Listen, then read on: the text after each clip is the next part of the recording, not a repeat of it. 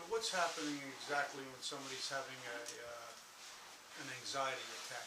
Yes. Anxiety means anxiousness, Right, thinking about the future. right. So when mind gets overworked, doesn't find the solution, it gets confused. And for reason of recovering, so that mind gets more oxygen supply, it tries to do faster breathing, out of rhythm breathing. Matter of fact, it is counterproductive. Another way of looking at is everything is interconnected. Our body, our senses, our mind, our emotions, they are all interconnected. So in this mechanism, if one gets disturbed, everything gets a chain reaction. It's just like wheels, in a clock, with the wheels, like for second, for hour, or other minutes, there are different wheels. If one gets stuck, everything gets stuck. So in that moment when somebody's having an anxiety attack, what would you recommend Right. to be done So in that moment? since breathing is the key, Yeah, breathing is breathing is the key. So bring the breathing under control. Make it rhythmic. Make it smooth and steady. Because breath is the link between body and mind. See, in anxiety attack, physiological symptom, mental symptom, and both get disturbed. So only medium that connects everything is breathing. And how about the mind? Would you take the mind and focus on like the tip of the nose or something, or Right, what but where would you it put start the, with a breath first. but I have to use my mind Then to start the to mind. Then use the mind. Use breath because breath is grosser than mind. To control the mind is harder. Oh. So focus on the breath. And more gross than breath is the body. So do something physiological that removes the trigger points. So simplest thing would be like palming. I teach palming if you do, Right. because it's physiologically, you touch, you transfer the healing energy to the nervous system, so your nervous system relaxes.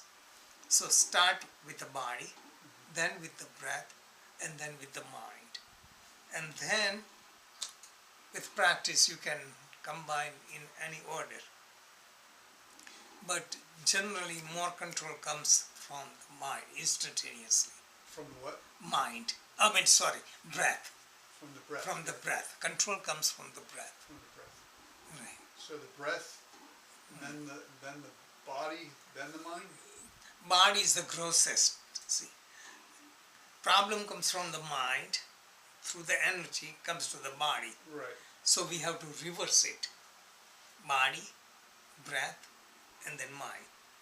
But breath, you can easily feel and you can control, so you can bypass doing the body, doing yoga posture regularly will be fine. But working with the breath would be very straight control.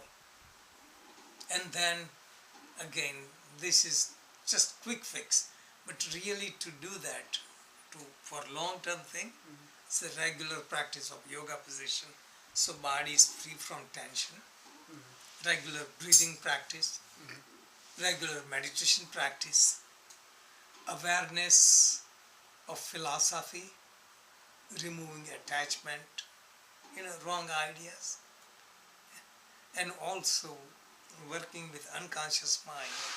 This unconscious mind has trigger points, like certain thing happens and it brings. So it's a complex thing, but simplest answer is breathing would be the one. If you can harmonize the breathing, do rhythmic breathing, anxiety attack will come under control. Thank you. Or long deep breaths, just like say if you cannot do harmonious breathing, just longer deeper breaths. Deep breaths. That's generally I can think of. Anyone has any thought or comment? With the I mean, it's anxiety attacks, they hyperventilate a lot of times. How does that happen? Yes, I think this is why people used to ask me, like we do cleansing breathing, you know. Cleansing breathing exactly opposite of hyperventilation. Cleansing breathing we do successively. Oh, so we saturate the lungs with oxygen and saturate the brain with oxygen. But this saturates you so much so you have tranquility.